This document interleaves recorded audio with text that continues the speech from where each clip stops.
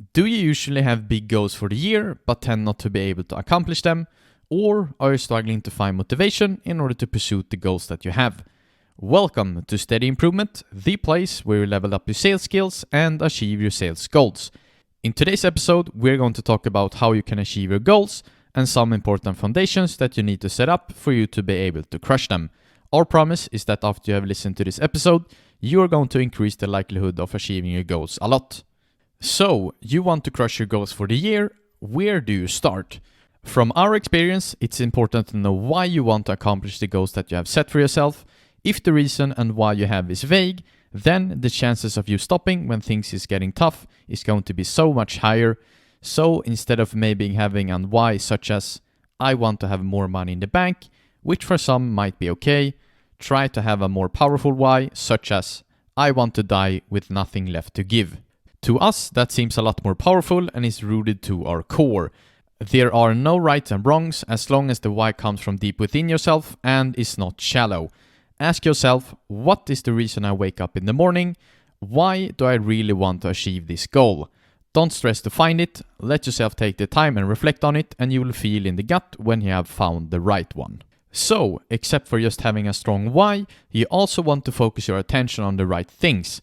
When you now have a goal that you want to achieve, you must know what activities you must do in order to get yourself where you want to be. And when you do, focus on those activities rather than the outcome itself.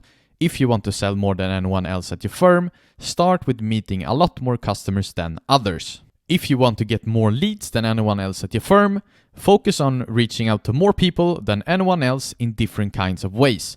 By focusing on the activity rather than the outcome, you are automatically a winner if you do the things you are supposed to do.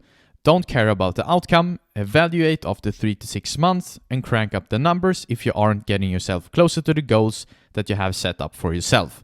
The best part with this new way of focus is that you are now starting to focus on the things you actually can control. Another mindset shift to start with is to count in the hundreds. This will be like rocket fuel in the combination with the two foundations that we just talked about before. You must start to think more in terms of doing things many hundred times.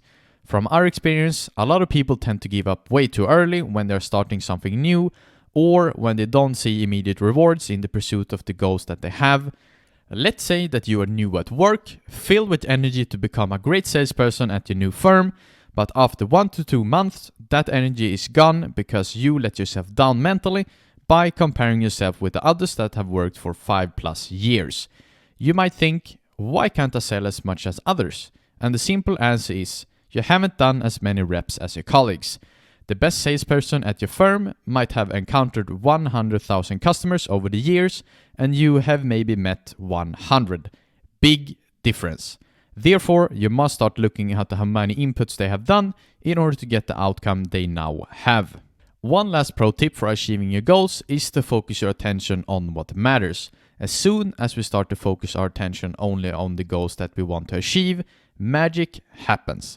It is easy to start scrolling on social media for hours daily, but if you have a strong enough why, you should want to achieve your goals more than you want to scroll on the phone. One trait of highly successful people is that they value their time extremely high. They want to spend every single minute of their waking time on achieving the goals that they have. And we promise you, if you start to become ruthless in managing your time and to start to get allergic on spending it on fluff, you are going to achieve greater success in life than you thought were possible. If you found this episode valuable, feel free to follow the show so you won't miss out on other episodes that come out. It is just one type with the thumb, and it will help you save time in the future. Until next time, peace.